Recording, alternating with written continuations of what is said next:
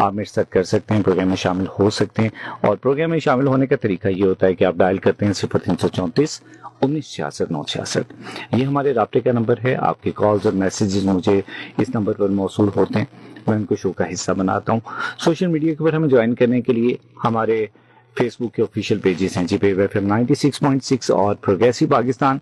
इन pages के ऊपर आप हमें ज्वाइन कर सकते हैं, हमें देख भी सकते हैं, अपने पैगामात भी हम तक पहुंचा सकते हैं, हम उनको भी शो का हिस्सा बनाएंगे। तो जनाब बढ़ते हैं प्रोग्राम की जानिब और आज की मेहमान शख्सियत से आपको मिलवाते हैं। आज प्रोग्रेसिव पाकिस्तान में हमें ज्वाइन किया है डॉक्टर अतीक रहमान साहब ने। डॉक्टर साहब जो हम एंडोडोंटिस्ट हैं अलाइट हॉस्पिटल फैसलाबाद से। और अगर हम बिल्कुल सिंपली डॉक्टर साहब की ये तारीफ करें कि डॉक्टर साहब बेसिकली एक्सपर्टी क्या रखते हैं, तो रूट कनाल में इनकी एक्सपर्टी है। खास तौर पर इनका जो मेन ऑब्जेक्टिव वो ये होता है कि दांतों को बचाया कैसे जाएगा, क्योंकि ये भी एक मिसपरसेप्शन होती है कि जब भी दांत में दर्द है तो ऐसा लगता है कि शायद अब दांत निकालना ही हल है। तो ऐसा नहीं है। तो आज हमने खास तौर पर डॉक्टर साहब को दावत दी है कि हमें ज्वाइन करें। सर बहुत बहुत शुक्रिया आपका, आपने कीमती वक्त दिया आज के शो के लिए। बहुत शुक्रिया सर, आपने अच्छा इंट्रोडक्शन कराया, सर टू द पॉइंट बताया कि रूट कैनाल स्पेशलिटी का क्या फायदा। जज़ाकल्लाह सर। सर टॉपिक हमने आज का डिसाइड ये किया था कि how to overcome dental anxiety. Dental anxiety में बहुत सारी चीजें शामिल होती हैं, तो मैं यहाँ से आगाज करूंगा। सबसे पहले तो आप हैं एंडोडोंटिस्ट हैं और डेंटिस्ट जो होते हैं, इन दोनों में जितने भी हमारे लिसनर्स हैं उनको फर्क हमें गाइड करें। देखिए, डेंटिस्ट के लिए आपको 4 साल का BDS का कोर्स करना पड़ता है किसी मेडिकल कॉलेज से, ठीक है। लेकिन अगर आपने फर्दर अपनी एक्सपर्टीज को इंक्रीज करना है, स्पेशली रूट कैनाल प्रोसीजर के अंदर या फिलिंग के अंदर, तो आपको 4 साल की मजीद स्पेशलाइजेशन करनी पड़ती है। तो इसमें FCPS भी आ जाता है, MDS भी आ जाता है। ये दोनों डिग्रीज पाकिस्तान के अंदर हो रही हैं। 4 साल का कोर्स होता है, जिसके बाद आप रूट कैनाल के अंदर एक्सपर्ट हो जाते हैं। सही, यानी मुश्किल से मुश्किल केस जो है आप बड़ी आसानी से उसे डील कर देते हैं। जो पहले अगर बहुत ज्यादा खराब हो गया, आपके पास रेफर किया है, सही, तो आप उस दांत को हर सूरत में बचाते हैं। उसमें ऐसे दांत भी आप हैरान होंगे आते हैं जिनकी रूट्स फ्रैक्चर हुई हैं, यानी हॉरिजॉन्टली फ्रैक्चर रूट को भी मैंने ट्रीट किया हुआ है। अच्छा, वेरी गुड। फिर दांत जो बिल्कुल खत्म है, यानी कि गम लेवल तक दांत है, क्लिनिकली आपको मुंह के अंदर विजिबल नहीं है, सही, उसे भी हमने वायर्स की मदद से आर्थोडोंटिकली एक्सट्रूड करके उसके अंदर पोस्ट या पिन लगा के पूरा दांत नया बनाया, बिल्डअप किया उसे। अच्छा, वेरी गुड। यानी हमारा बेसिक ऑब्जेक्टिव ये कि हमने दांत हर सूरत में बचाना है। सही। आजकल के दौर में एक बड़ा चला हुआ, आपने सुना हुआ डेंटल इम्प्लांट्स का। उसमें ये होता है, कई लोग सिंपल दांत जो होता है, यानी उसमें थोड़ा सा कीड़ा लगा है, केरीज है, उसे निकाल के डेंटल इम्प्लांट लगा देते, यानी कि एक तरह से बिजनेस बन चुका है। तो हमारा फोकस ये जो नेचर ने हमें चीज दी है, उसे हमें बचाना बहुत जरूरी है। बिल्कुल। इसकी मैं मिसाल ये दूंगा, देखिए हमारी फिंगर है, उंगली अगर खराब हो जाए, गल जाए, तो नहीं हम उसे काट के नकली लगवा लेंगे। हमारी हर सूरत कोशिश यही होगी, हमारे जिस्म का एक हिस्सा, एक ऑर्गन है, इसे प्रिजर्व करना चाहिए। बिल्कुल डॉक्टर साहब, एक मिसपरसेप्शन भी है बहुत सारी हैं। फिर मुझे मैं ये कहूंगा कि शायद सोसाइटी का स्टिग्मा है। जैसे अभी इंट्रोडक्शन में मैं बता रहा था कि दांतों से मुतालिक जब भी कोई बात होती है तो हमें ऐसा क्यों लगता है कि हम दांतों की ट्रीटमेंट की वजह सर इसको निकाल दें, ये निकालने को इतना एम्फेसाइज किया जाता है। असल में डेंटिस्ट भी इतनी एफर्ट नहीं करते। निकालना तो आपको पता स्ट्रेट फॉरवर्ड है, इंजेक्शन लगाया दांत निकाल दिया, और उसके बाद जो लगाएंगे उनमें उन्हें फायदा भी, प्रॉफिट भी ज्यादा होता है। बिल्कुल सही। जबकि इस मामले में रूट कैनाल ट्रीटमेंट बड़ा एक कम्प्लेक्स प्रोसीजर है, बड़ा मेहनत वाला, हार्ड वर्किंग वाला, उसमें थोड़े पैसे भी कम बचते हैं कंपैरेटिवली।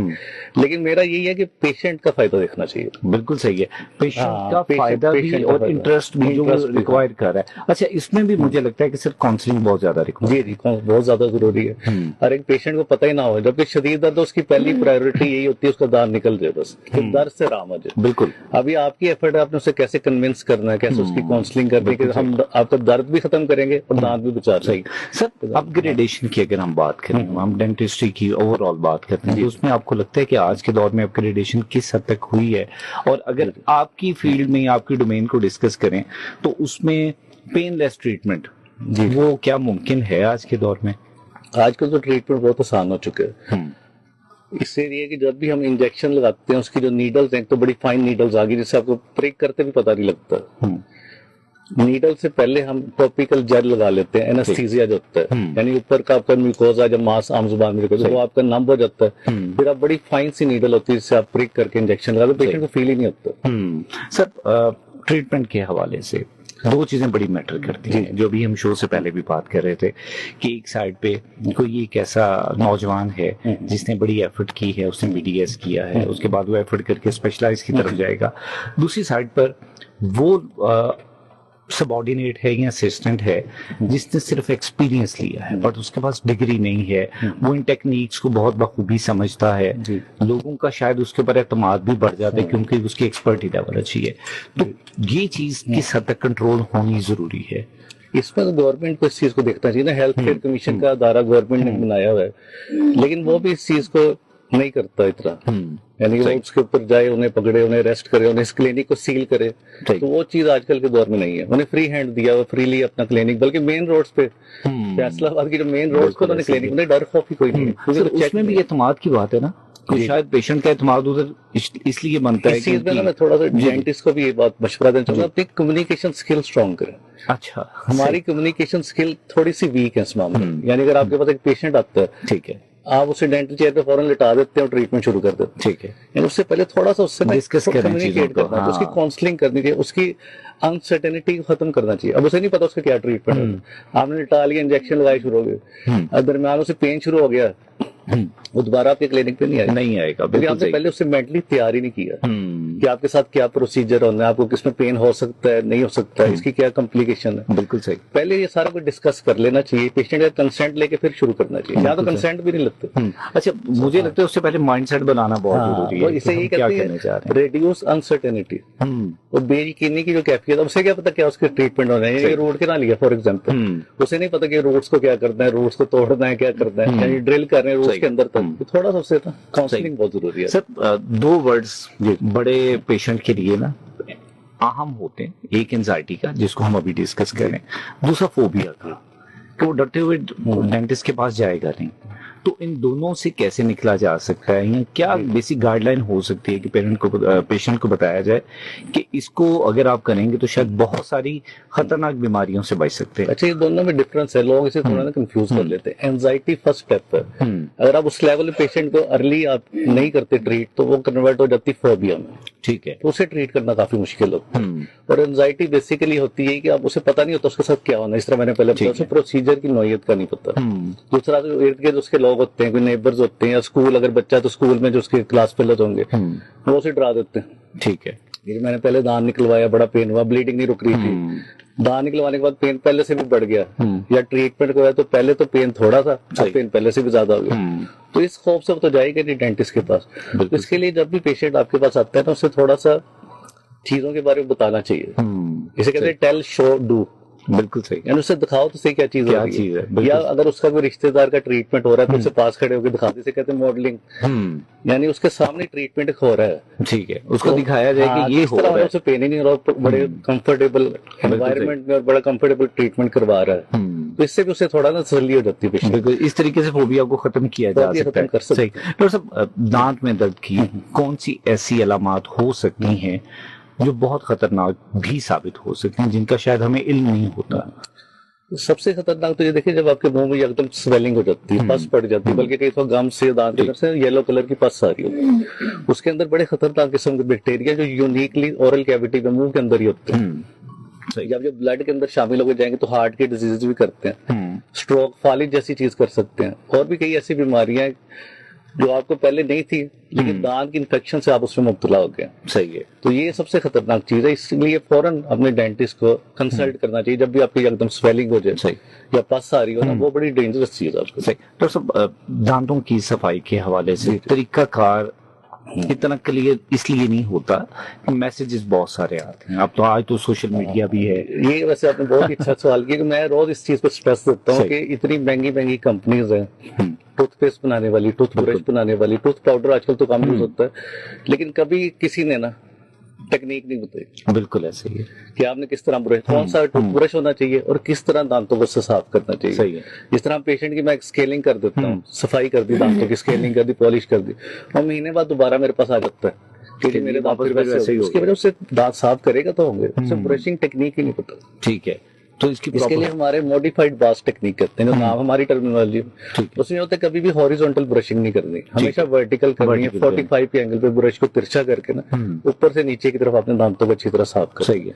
इनिशियली लेयर होती है, उसे कहते हैं डेंटल प्लाक, बड़ी नरम सी चिपचिपी सी स्टिकी लेयर होती है। अगर आपको उसे 1-2 दिन ब्रश प्रॉपर ना करें तो वो कैलकुलस या टार्टर के अंदर कन्वर्ट हो जाती है, जो कंक्रीट की तरह होता है। फिर आपको डेंटिस्ट के पास जाके स्केलिंग करवानी पड़ेगी, हजारों रुपए भी लगेंगे, और वो साइकिल चलता रहता है। सही। कई पेशेंट आप हैरान होंगे ऐसे कि हर महीने बस स्केलिंग के लाए होते हैं। अच्छा। तो वो भी एक नुकसानदेह, इंस्ट्रूमेंटेशन एक जगह की हो रही है, बिल्कुल सही, बार बार हो रही है, तो उसका तो नुकसान। डॉक्टर साहब यही मैसेज सेम बच्चों के लिए भी बड़ा अहम है। जी जी, बच्चों में ज्यादातर इश्यू होता है डाइट का। जो छोटे बच्चे हैं वो फीडर पीते हैं, बॉटल बेबी सिंड्रोम, आजकल नई टर्मिनोलॉजी अर्ली चाइल्डहुड केरीज कहते हैं। यानी आप देखें कि मैं एक 2.5 साल के बच्चे की पलपोट भी कहते हैं, ट्रीटमेंट रूट कैनाल की तरह बच्चों में पलपोट भी होता है। 2.5 साल के बच्चे की मैंने की है। अच्छा। और मैंने वो टेक्निक जो आजमाई है ना, उसमें डिस्ट्रैक्शन, यानी उसके हाथ में मोबाइल पकड़ा दिया, जिसको अपनी पसंद की कोई भी चीज देख रहा है, गेम भी खेल रहा है, और साथ साथ उसका ट्रीटमेंट। ठीक है। लेकिन अब देख रहे हैं 2.5 साल क्या उम्र होती है, उधर से उसका काम स्टार्ट हो गया, अर्ली चाइल्डहुड के। उसमें हमें ना डाइट को बहुत देखना है, ज्यादा मीठे का इस्तेमाल नहीं करना चाहिए, हर खाने के बाद कुरली करनी चाहिए, आपकी टूथपेस्ट के अंदर फ्लोराइड लाजमी होना चाहिए। सर बहुत छोटे बच्चे जिनका जैसे भी आप जिक्र कर रहे हैं उसमें अमूमन ये होता है, कई बच्चे ऐसे देखें जिनके दांत खत्म हो जाते हैं, सिर्फ उनकी वो रूट्स दिखाई देती हैं, और ये अपर में ज्यादा होती है फीडर की वजह से होता है। अच्छा। नीचे वाले दांतों को आपकी जुबान टंग कवर कर लेती है, ऊपर वाले होते हैं डायरेक्ट एक्सपोजर होता है, जो फीडर के अंदर आपने दूध के अंदर चीनी भी डाली होती है ऊपर से, उसमें स्वीट भी मुतासिर कर रही है उन्हें। दूध के अंदर लैक्टिक एसिड होता है, प्लस आप शुगर ऐड कर दे तो डबल काम होता है, दांत जल्दी खराब होता है। स्कूल गोइंग बच्चों के लिए इसकी फ्रीक्वेंसी हमें थोड़ा सा गाइड करें, क्या हो सकती है दांतों की सफाई के हवाले से, क्योंकि यहाँ पे भी एक मिसपरसेप्शन होती है कि जी रात को नहीं करें, आपने सुबह उठ के करना है, कि लोग कहते हैं नहीं रात को भी करें सुबह भी करें, ये कंफ्यूजन क्यों है? ये यूनिवर्सिटी जो लेटेस्ट आजकल चल रहा है ना, रात सोने से पहले और सुबह नाश्ते से पहले, ये भी बड़ी एक यूनिक चीज। बिल्कुल, ये कई डेंटिस्ट को भी इस बात का पता है, वो भी कहेंगे नाश्ते के बाद बात करें। हाँ। जबकि नाश्ता जब हम करते हैं उसमें कुछ ना एसिडिक चीजें होती हैं, ठीक है, जिससे एनामल जो दांत की बाहर वाली सतह है वो सॉफ्ट हो जाती है, उसके बाद डायरेक्ट ब्रश करेंगे तो वैसी बियर उसका हो जाएगी। सही। तो रिकमेंडेड ये है कि रात सोने से पहले और सुबह नाश्ते से पहले, अगर आपने नाश्ते के बाद करना है तो कम से कम आपको 30 मिनट्स वेट करना पड़ेगा। ठीक है, उसके बाद आप करें। सर कुछ पेशेंट्स ऐसे होते हैं, शायद अब आजकल तो बच्चों में भी बहुत ज्यादा कंप्लेंट्स है कि जब ब्रश किया जाता है तो साथ ही मतली आती है, मुकम्मल तरीके से ब्रश नहीं कर पाते। टेक्निक्स में फर्क होता है या टाइमिंग का फर्क होता है? ये तो नॉर्मल, अगर आप देखें ना ऊपर वाले जो दांत होते हैं लास्ट वाले, उधर पैलेट जो तालू कहते हैं, वो जगह एरिया वैसे कुदरती तौर पे सेंसिटिव होता है। ठीक है। और जरा सा ब्रश आपका टच हो जाए तो उससे थोड़ा बहुत आ सकता है। ठीक है, तो थोड़ा सा एहतियात से करें तो इतना इश्यू नहीं होगा। बिल्कुल सही है सर। टोट के घर के जो हैं वो बड़े किए जाते हैं खासतौर पर दांतों के हवाले से कि जी बड़ी पेन हो रही है सर लौंग रख लें, कुछ और वो जिसे कहते हैं ऑयल में वो फटकरी डाल के लगा लें। ये देसी टोटके बहुत सारे, क्या रिसर्च भी कुछ बताती है टोटके, इनका क्या रोल होता है? अब हमारे सबसे ऑथेंटिक है पबमेड का होता है, जिसमें हर ऑथेंटिक रिसर्च आती है। ठीक है, यानी कोई ऐसी रिसर्च नहीं है जो फेक हो या कैसे। तो उसमें कुछ चीजें ऐसी हैं जो ऑथेंटिक है, कुछ ऐसी है जो खतरनाक है। अब खतरनाक कैसे हैं, जैसे लोगों को दांत में दर्द हुआ वो तेजाब तक दांत के ऊपर लगा देते हैं। सही। अच्छा। ये जो नेल पॉलिश वो लगा लेते हैं। अच्छा। यानी ऐसी खतरनाक चीजें जो आपके मुंह के लिए नुकसानदेह है। यानी दांत का दर्द तो चलो सही हो ना, वो अगला मुंह उसका सारा गल जाता है, वो नया काम शुरू खराब हो उसके बाद। सही है। इसमें रिकमेंडेशन जो है ना रिसर्च के लिहाज से, इसमें सबसे पुरानी टेक्निक लौंग जो होती है, जिस दांत में कैविटी और शदीद दर्द है, रात का टाइम है, हॉस्पिटल भी बंद है, क्लिनिक भी बंद है, आपके घर में कोई मेडिसिन भी अवेलेबल नहीं है। सही। तो लौंग को दांत में रख लें तो उससे जो आपका करंट लाइक दर्द होगा, तो आपने देखा कि लोग कहते हैं मेरे सर में भी दर्द हो रहा है, कान में हो रहा है, गर्दन, हमेशा ऐसे हाथ रख के आते हैं, वो लोकलाइज नहीं करते इस तरह मसला। बिल्कुल, ये भी एक बड़ी यूनिक बात है, वो समझ नहीं आती कि बेसिकली कहां पर है, किससे बात है। बिल्कुल सही। जैसे वो लॉन्ग रखेंगे तो फौरन ये वाला करंट वाला जो है ना वो सही उनका हो जाएगा। सर वो टेम्पररी सोल्यूशन, टेम्पररी बाद में नेक्स्ट टाइम डेंटिस्ट को चेक करवाएं, उससे ट्रीटमेंट करवाएं, वरना अगर वो इसी चीज को करते रहेंगे तो दांत टूट टूट के खत्म हो जाएगा। तो फिर अल्टीमेट निकालना पड़ेगा। जब कभी किसी को दांतों में दर्द हो, गम्स में, जैसे आपने कहा हाथ रखा पता नहीं लगा कहाँ पे दर्द हो रही है, ऐसे में वेरी फर्स्ट स्टेप क्या होना चाहिए? क्योंकि बाज़ वक्त ऐसा होता है कि डॉक्टर्स के पास नहीं जाया जा सकता, जैसे अभी हम बात कर रहे थे कि सर जब भी रात को लेटते हैं तो तभी दांतों में दर्द जाता है, तो उस टाइम पे अक्सर डॉक्टर्स के साथ कोऑर्डिनेशन नहीं हो पाती, तो हमारे पास वेरी फर्स्ट स्टेप क्या होगा उस टाइम पे? एक तो सबसे आसान आपके देखे ना हॉट सलाइन रिंजेस है, नीम गर्म पानी में नमक डाल के आप कुर्लियां कर सकते हैं। ये बुक्स में भी लिखा है, बड़ा पुराना एक तरीका है, लेकिन जो ब्लड प्रेशर के मरीज है उनके लिए हार्ट नुकसान वो नहीं कर सकते। उसके अलावा बाकी सारे से सेफली यूज कर सकते हैं, उसका फायदा है। दूसरा मैंने इस तरह बताया कि लौंग का इस्तेमाल है, या लौंग का ऑयल मिल जाता है, घर पड़ा हो तो उससे कार्टन पे लगा के दांत के अंदर रखें तो उससे इमीडिएटली आपको रिलीफ मिल जाएगा वक्त तौर पे। बिल्कुल सही। मुझे आपको पता है हर घर में मेडिसिन तो अवेलेबल नहीं ना होती, अगर मेडिसिन पेनाडोल या पैरासीटामोल अवेलेबल है तो वो सेफली आप यूज कर सकते हैं। बिल्कुल सही है सर। कॉमनली कुछ मिस्टेक्स अक्सर की जाती हैं, वो मिस्टेक्स तब होती हैं जब ट्रीटमेंट हो जाता है। मिसाल के तौर पे किसी ने रूट कनाल करवाना है, उसने करवा लिया, कहीं पे कोई और दांतों का ट्रीटमेंट नहीं, गम्स का ट्रीटमेंट हो गया, उसके बाद एहतियात जरूरी है। कौन सी ऐसी कॉमन मिस्टेक्स हैं जो पेशेंट्स आपको लगता है कि ये रेपिटेडली करते रहते हैं? सबसे अहम चीज डाइटरी हैबिट्स है। आप देख रहे हैं दांतों को लोगों ने टूल बनाया हुआ है, ठीक है, ये बोतलों के ढक्कन खोलते हैं, अखरोट वगैरह बड़ी बड़ी हार्ड चीज है, उससे दांतों की बाहर वाली तय जो एनामल है ब्रिटल होती है। सही। जब कोई सख्त चीज उसमें क्रैक आ जाता है, और रूट कैनाल के बाद तो ज्यादा चांस होता है। रूट कैनाल के बाद दांतों में थोड़ी ना प्रोप्रियोसेप्शन कहते हैं, टच की सेंसेशन थोड़ी सी कम हो जाती है, उस दांत को ज्यादा फोर्स लगाते हैं। इसलिए आपने सुना होगा रूट कैनाल के बाद क्राउन लाजमी कराना चाहिए, कैप जो होता है। सही। उसकी वजह यही होती है कि दांतों की प्रोटेक्शन मिल जाती है। अगर आप ऐसे ही उसके ऊपर ज्यादा फोर्स लगाते रहे दांत आपका स्प्लिट हो जाता है, दो हिस्से हो जाते हैं, उसे अल्टीमेट निकालना पड़ेगा। बिल्कुल सही है। सो जनाब, दांतों के हवाले से गुफ्तगू जारी है। डॉक्टर अतीकुर रहमान साहब मेरे साथ मौजूद हैं, एंडोडोंटिस्ट हैं, अलाइट हॉस्पिटल फैसलाबाद से। चूंकि टॉपिक बहुत आम है और ये वो सवाल हैं जो कॉमनली पूछे जाते हैं कि जी इनके बारे में हमें गाइड किया जाए, और इसमें बहुत सारी ऐसी कॉमन मिस्टेक्स हैं जो बीइंग द पेशेंट हम करते हैं। उसमें अगर टोटकों का मैं जिक्र करूं तो अक्सर ऐसे टोटके हम घरों में कर जाते हैं जो शायद हम सोचते नहीं कि ये करने भी चाहिए, या हमारे दांत तो शायद वक्ती तौर पे थोड़ी सी रिलीफ उसकी ले लें, लेकिन ओवरऑल आपके मुंह के लिए किस हद तक वो नुकसानदेह हो सकता है इसका अंदाजा हमें नहीं होता। सो जनाब, डिस्कशन जारी है। एक पहलू को डिस्कस किया, अब दूसरा पहलू ये है कि जो हमारे ग्रेजुएट्स जो बीडीएस में हैं या डेंटिस्ट बनना चाहते हैं उनके लिए क्या गाइडलाइन हो सकती है, उनका स्कोप क्या होगा।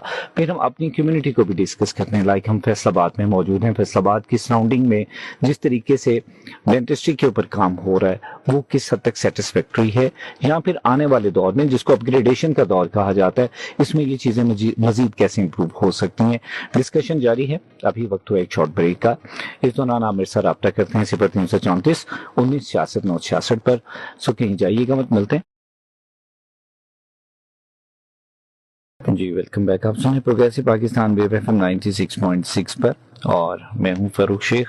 मेरा और आपका साथ हुआ करता है 2 बजे तक प्रोग्रेसिव पाकिस्तान में। आज हम बात कर रहे हैं जी डेंटल एंजाइटी के हवाले से। दांतों के अमराज में जो खौफ या परेशानी हमें आती है उसको डिस्कस किया जा रहा है। कुछ कॉमन ऐसे टोटके हैं, कुछ डिजीज है दांतों की जिसके ऊपर बात हो रही है। स्टूडियो में मेरे साथ मौजूद हैं डॉक्टर अतीकुर रहमान साहब।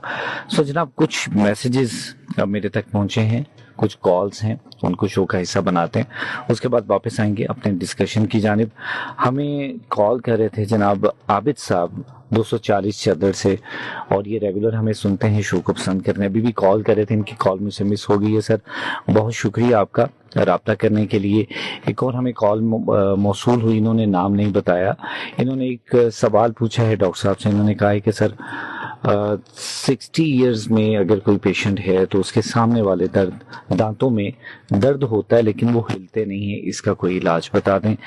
एक और हमें कॉल मौसूल हुई इमदाद हुसैन साहब की। इमदाद साहब भी रेगुलर सुनते हैं प्रोग्राम्स, कहते हैं सर प्रोग्राम बहुत अच्छा है, और साथ में उन्होंने कहा है कि सर इस वक्त मेरे 2-3 दांतों में दर्द हो रही है और गालिबन उनको कीड़ा भी लगा हुआ है। तो पहले ट्रीटमेंट करवाया था, अब आजकल ये फैसलाबाद में पहले झंग में होते थे, तो सर फौरी रेमेडी इसकी क्या हो सकती है वो गाइड कर दें। और कुछ मैसेजेस हैं वो भी शामिल करते हैं, बाद में एक एक करके डॉक्टर साहब से हम इनके जवाब भी जानेंगे। अली राजपूत है हमारे साथ, कहते हैं जी सर कैसे हैं आप, प्रोग्राम हमेशा की तरह बहुत अच्छा है, बहुत मालूमाती है। और साथ में कहते हैं कि सर आप इतने अच्छे हमारे लिए प्रोग्राम लेकर आते हैं, अल्लाह ताला आपको सेहत और तंदुरुस्ती दे, आमीन। बहुत शुक्रिया अली आपका। कहते हैं जी वेव एफएम 96.6 को दिन दुगनी रात चुगनी तरक्की दे, आमीन सुम आमीन। बहुत शुक्रिया अली आपका। कहते हैं जी कि मेहमान को बहुत मोहब्बत भरा प्यारा सा अस्सलाम वालेकुम। और साथ में कहते हैं जी कि सर जो लॉन्ग वाली आपने बात की ये बहुत अच्छी बात है। 96.6 की पूरी टीम को, आप ही फराज समेत सब लिसनर्स को अस्सलाम वालेकुम। वालेकुम अस्सलाम, बहुत शुक्रिया आपका। चंदा ने हमें मैसेज किया, कहते हैं जी अस्सलाम वालेकुम फारूक सर, कैसे हैं आप? आज का शो भी खूबसूरत है, लाजवाब टॉपिक है। डॉक्टर साहब को सलाम कहते हैं। बहुत शुक्रिया आपका। और हमारे साथ एक और लिस्टर मौजूद हैं, ज़ीशान है फैसलाबाद से। ज़ीशान कहते हैं जी अस्सलाम वालेकुम सर, काफ़ी देर से मेरे दांतों से ब्लड निकलता है, फिर उसके साथ गला ख़राब हो जाता है। मैं बहुत सारी टूथपेस्ट भी इस्तेमाल की हैं लेकिन कोई फ़र्क नहीं महसूस हो रहा, इसका कोई इलाज बता दें। तो जनाब ये कुछ मैसेजेस मेरे तक पहुंचे थे और अब जैसे जैसे मैसेजेस आते जाएंगे वैसे वैसे शो का हिस्सा बनते जाएंगे, क्योंकि वक्त आपको पता है महदूद है। और डॉक्टर साहब के साथ चूंकि डिस्कशन भी है, अब आपके कुछ सवाल भी हैं वो भी हमने जाने। एक दफ़ा रिपीट कर देता हूँ, प्रोग्राम में शामिल होने के लिए आप रब्ता करें 0334 1966 966 पर। सर जो मैसेजेस अभी आए वन बाय वन उनको डिस्कस कर लेते हैं। जैसे अभी लास्ट मैसेज था, ज़ीशान साहब ने मैसेज किया और ये कहते हैं कि सर मेरे दांतों से ब्लड निकलता है, उसके बाद गला खराब हो जाता है, मुख्तलिफ टूथपेस्ट को भी चेंज करके देखा लेकिन कोई फर्क नहीं पड़ता। सो ब्लड निकलना क्या इतना कैजुअल ट्रीट किया जा सकता है या इसके लिए कोई स्पेसिफिक ट्रीटमेंट होनी चाहिए? इसके बारे में रिसर्च बड़ी एक इंटरेस्टिंग चीज देखिए, अगर आपकी आंखों से खून निकल रहा है तो आप इसे नेग्लेक्ट कर सकते हैं, बिल्कुल फौरन इमरजेंसी जाएंगे। लेकिन आपके जो गम्स से मसूड़ों से खून निकल रहा है, आप यूजुअली उसे इग्नोर कर देते हैं। सालों के साल ये चलता रहता है, आप उसे लिफ्ट ही नहीं करते, सही उसका ट्रीटमेंट नहीं करवाते, डेंटिस्ट के पास नहीं जाते। सो बेसिकली गम्स की सोजिश होती है, जिंजिवाइटिस कहते हैं। तो सिंपल अगर आप अपनी ब्रशिंग टेक्निक सही कर लें, इस तरह मैंने बताई मॉडिफाइड बास टेक्निक, ऊपर से नीचे की तरफ वर्टिकल डायरेक्शन में, तो उससे इंप्रूवमेंट आ सकती है इनके अंदर। ठीक है, बिल्कुल सही। डॉक्टर साहब सेल्फ मेडिकेशन और सेल्फ ट्रीटमेंट ये हमारे अंदर एक आम रवाज है कि किसी ने कोई एक पेन किलर खाई है तो यार मुझे भी वही दे दें, शायद फर्क पड़ जाएगा। क्या बॉडीज इस तरह से एक्सेप्ट करते हैं इन चीजों को? इन चीजों का बहुत बड़ा नुकसान है। अच्छा, कई पेशेंट्स का किडनी फेलियर हो चुका है। अच्छा, जो रेगुलर पेन किलर ले रहे थे, एक डेंटल फोबिया था कि डेंटिस्ट के पास नहीं जाना, घर बैठ कर खुद ही ट्रीटमेंट करी जाना है उसका। तो पेन किलर से आपकी किडनी पे बड़ा इफेक्ट पड़ता है। किडनी फेलियर हो, बाद में डायलिसिस जाना पड़ा। सही है, यानी वो 2-3 साल से 4 साल से सिर्फ पेन किलर ली जा रहे थे। यानी इस चीज को भी आपने जरा साइड पे करना है, इसको सिर्फ आप चेक तो करवाएं, कम से कम कंसंट्रेट करें। सही। सर एक और कॉल मौसूल हुई थी, इन्होंने कहा कि सर अगर कोई ऐसा पेशेंट है जिसकी एज 60 ईयर है, सामने वाले दांत जो है उनमें तकलीफ होती है लेकिन वो हिलते नहीं है, इसका भी बड़ा एक यूनिक इलाज है। अच्छा, कोकोनट ऑयल पुलिंग आजकल बड़ी मशहूर है। ठीक है, फॉरेन कंट्रीज में लोग बहुत ज्यादा कर रहे हैं। कोकोनट ऑयल के अंदर होता है लारिक एसिड, ठीक है, वो इनके मसले को हल कर देगा। सुबह सबसे पहले उठ के इन्होंने 1 चम्मच जो आपका टेबल स्पून होता है, ठीक है, वो मुंह में रखना है, उससे 2 से 3 मिनट तक स्विच करना है, हिलाना है, या बेशक वैसे ही रख ले मुंह के अंदर। उसके बाद उन्हें स्पिट कर ले।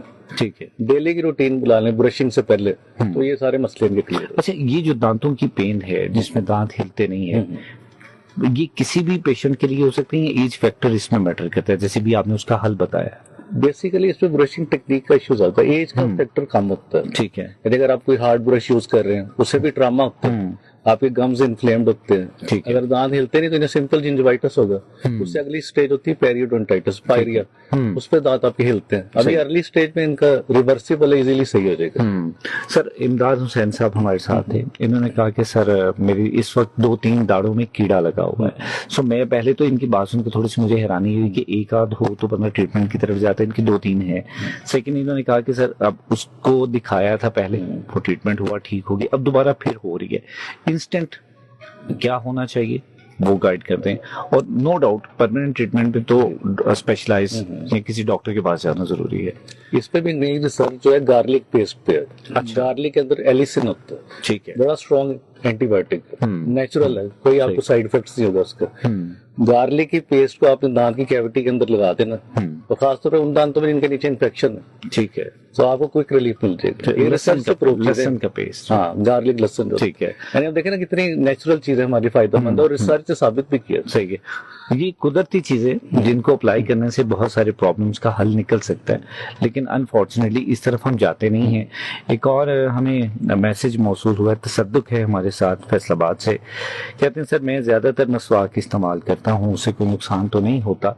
तो मसवाक से तो बिल्कुल नहीं नुकसान होता, वो सेफ्टी है। स्पेशली जो नीम की मसवाक है उसके बड़े फायदे हैं। सही। सर जो टूथपेस्ट है या पहले पाउडर हुआ करते थे डिफरेंट ब्रांड्स के, दोनों के लिए कोई फर्क होता है?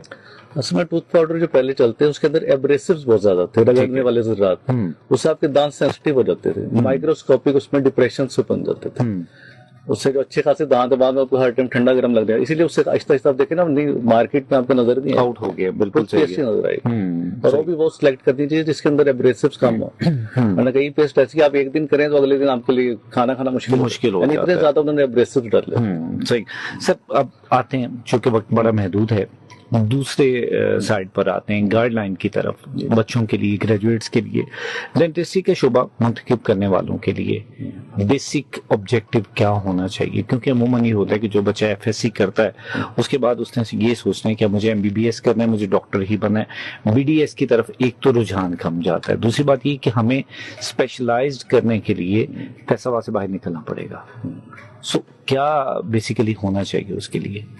डेंटिस्ट्री ज्यादा अच्छा फील्ड है, टेक्निकल फील्ड है। अब इसमें देखिए ना, 3rd ईयर के अंदर ही हमारा क्लिनिकल वर्क शुरू हो जाता है, जिसमें दांत निकालना, एक्सट्रैक्शन है, दांतों की सफाई, स्केलिंग है, दांत बनाने का जो अमल होता है, डेंचर्स की फैब्रिकेशन है। तो बड़ी अर्ली हम इस चीज को कर लेते हैं, इसलिए। लेकिन मेरा ये कहने का मकसद है कि स्किल पे ज्यादा स्ट्रेस करें। ठीक है, यानी 4 साल में जो पढ़ना है वो तो आपने पढ़ लिया, लेकिन आप अपनी स्किल पे जो प्रैक्टिकल वर्क है ना उस पर ज्यादा तवज्जो दें। और डेंटिस्ट को एक बहुत बड़ा एडवांटेज है, जैसे ही आपने बीडीएस किया है, हाउस आप किए 1 साल के, आप आराम से क्लिनिक खोल के आप अच्छा अर्न कर सकते हैं। ठीक है, एमबीबीएस की निस्बत उन्हें तो मस्ट है आजकल के दौर में। स्पेशलाइजेशन के बगैर सिंपल एमबीबीएस का तो सर्वाइवल ही नहीं है। बिल्कुल सही। बीडीएस अच्छा अपना क्लिनिक अच्छी जगह पे अच्छा सेटअप बनाए तो उसका अच्छी खासी अर्निंग हो जाती है। स्किल्स के ऊपर एम्फेसाइज तो करना पड़ेगा, लेकिन उसके साथ साथ अगर कोई कामयाब डेंटिस्ट बनना चाहता है उसके लिए कोई ऐसी स्पेसिफिक स्किल्स जो आपको लगता है कि ये हो तो फिर तो कमाल है? मैं अपने से रिलेटेड कहूंगा कि मैं जब 2015 में, यानी कि आज से 11 साल पहले लाहौर से ट्रेनिंग करके फैसलाबाद आया, तो ज्यादातर ट्रेंड जहाँ देखा गया कि दांत निकालने का ट्रेंड ज्यादा है। पेशेंट के दांत में दर्द होता था, डेंटिस्ट दांत निकाल देते थे या इम्प्लांट लगा देते थे आर्टिफिशियल। तो मैंने इस चीज को तो ज्यादा फोकस रखा कि दांत बचाना चाहिए, यानी इस तरह की स्पेशलिटी को यूनिक हो, जिस तरह रूट कैनाल किया है इसमें आप करें तो आपको ज्यादा फायदा है, क्योंकि इसके पेशेंट भी ज्यादा। हाँ। क्योंकि दांत में कीड़ा लगना दुनिया में 2nd नंबर पे डिजीज है। बिल्कुल ऐसे ही, 2nd most prevalent disease in the world is dental carious. तो सोचे कि इस पे तो ज्यादा हमारा काम ही सारा ये दांतों की फिलिंग है या रूट कैनाल है, तो इसमें अगर आप अपने स्किल इंप्रूव करें तो उसका आपको क्लिनिकली ज्यादा फायदा होगा। सही सर, डेंटिस्ट्री के शोबे में सबसे बड़ा चैलेंज बीइंग द सीनियर क्या देखते हैं जो आपने फेस किया और आपको लगता है कि अगर अपकमिंग ग्रेजुएट्स हैं उनको वो प्रॉब्लम ना फेस करना पड़े? सबसे बड़ा तो कंपटीशन आजकल।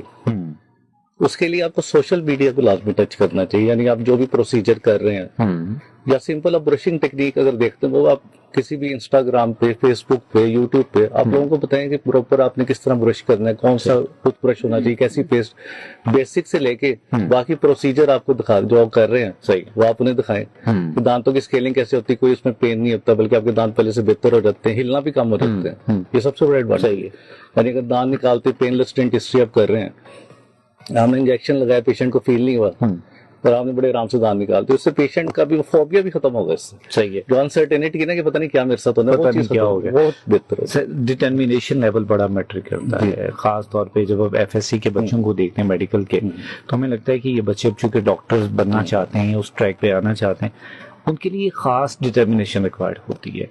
तो बीडीएस करने के लिए डिटर्मिनेशन का लेवल सेम है या कम है? असल में इस पे बहुत बड़ा इश्यू है। एफएससी के लेवल पे ना हमारा एनर्जी लेवल बड़ा हाई होता है, जो लोग उससे मेंटेन करके आगे चलते जाते हैं वो तरक्की बहुत ज्यादा कर लेते हैं। जो उधर एडमिशन के बाद रुक जाते हैं कि हमारा बस एडमिशन हो गया, हम डॉक्टर बन गए, चाहे बीडीएस हो चाहे एमबीबीएस हो, वो फिर इतनी तरक्की नहीं करते। यानी वो जो आपका एक फ्लो बना होता है ना हार्ड वर्किंग का, पढ़ने का, वो अगर कंटिन्यू रहे फिर तो लेवल ही आपको बहुत लेवल बहुत है। बिल्कुल सही है सर। जितने भी लिसनर्स हमें सुन रहे हैं, व्यूअर्स देख रहे हैं, बहुत सारे मैसेजेस भी मौसूल हुए, क्या पैगाम देना चाहेंगे खास तौर पे डेंटल एंजाइटी को सामने रखते हुए? इसका सिंपल सा सबसे पहले तो ये ना, अपनी केयर आपने खुद कर दी है। पहली बात जो प्रिवेंटिव मेजर्स होता है, यानी रात सोने से पहले, सुबह नाश्ते से पहले ब्रश लाजमी करें। टूथपेस्ट के अंदर फ्लोराइड, बल्कि उससे भी एक नेक्स्ट लेवल की चीज है जो यूरोपियन कंट्री में बहुत यूज हो रही है, xylitol के नाम से। उससे आपके दांतों में कीड़ा ही नहीं लगेगा, सिंपल सी बात। अच्छा, अपनी डाइट को अच्छा करें, डाइट के अंदर मीठे का इस्तेमाल कम करें। अगर आपने मीठा खा भी लिया उसके बाद आप कुरली करें, क्योंकि दांतों पे जो लगा रह जाता है उससे एसिड बनता है और दांत आपके डीमिनरलाइज हो जाते हैं, कीड़ा लगने का अमल स्टार्ट हो जाता है। बिल्कुल। तो अपनी केयर पहले तो आपने खुद करनी है। चलो अगर हो गया मसला तो आप जस्ट डेंटिस्ट एक दफा चेक लाजमी करवाएं। सही है। इसकी बड़ी एक अहम बात इसमें मैंने देखी है क्लिनिकली, तो जुबान पे छाला निकलना आम सी बात, आपको इतनी बड़ी बात नहीं चाहिए। अगर 15 दिन के बाद भी वो छाला या अल्सर परसिस्ट करे तो ओरल कैंसर हो सकता है। अच्छा, सही है। कई पेशेंट मैंने देखे और उन्होंने मैंने डायग्नोज करके उनकी बायोप्सी करवाई तो कैंसर निकला था। और वो कहते नहीं नहीं हमने लौंग लगाया तो लग गया, अभी ऐसी चीज लगाई है, कोई चीज हमें फंगस लग गया, हमें चोट लग गई। लेकिन मैंने उन्हें इस चीज पे कन्विंस किया कि ये मसला सिंपल नहीं है, 15 दिन से ज्यादा हो चुके हैं, बायोप्सी करवा के अर्ली स्टेज में बच गए, वरना तो कैंसर होता है फैल जाता है जिस्म में। बिल्कुल ऐसा। और वो आखिरी स्टेज को तो हाथ ही कोई नहीं लगाता। बिल्कुल सही, बिल्कुल सही। डॉक्टर साहब बहुत शुक्रिया आपका, आपने कीमती वक्त दिया आज के शो के लिए। सो जनाब ये था आज का प्रोग्रेसिव पाकिस्तान, और बहुत ही सैर हासिल गुफ्तगू रही, बहुत कुछ सीखने और समझने को मिला, खास तौर पर डेंटिस्ट्री के हवाले से जो जनरल क्वेरीज हैं उनको भी डिस्कस किया। आप तमाम लोगों का भी बहुत शुक्रिया जिनके मैसेजेस मौसूल हुए, जिन्होंने कॉल्स की, शो को पसंद किया, अपने सवाल हम तक पहुंचाए। सो इसी तरह आप हमें बताते रहें तो मजीद कोशिश करेंगे कि नए से नए और मुनफरिद टॉपिक के ऊपर बात की जाए और एक बेहतरीन किस्म की गाइडलाइन आप तक पहुंचाई जाए। सो जाने से पहले बिल्कुल सम अप करूंगा सिर्फ एक दो बातों के साथ। पहली बात तो ये कि दांतों का मसला जो है ये एक सीरियस मसला होता है, हमें बराए मेहरबानी इसको सीरियस ही लेना है। डॉक्टर साहब ने बड़ी खूबसूरत बात की कि अगर खुदा न खास्ता अगर आंख से ब्लड आता है तो उसको कैजुअल नहीं लिया जाता, फौरी तौर पे डॉक्टर के पास जाते हैं। तो अगर दांतों से, मसूड़ों से अगर खून निकलेगा तो उसको इतना कैजुअल ट्रीट क्यों किया जाएगा, तो उसको भी थोड़ा सा कंसिडर करें। उसके लिए आप किसी बड़ी बीमारी में भी मुब्तला हो सकते हैं।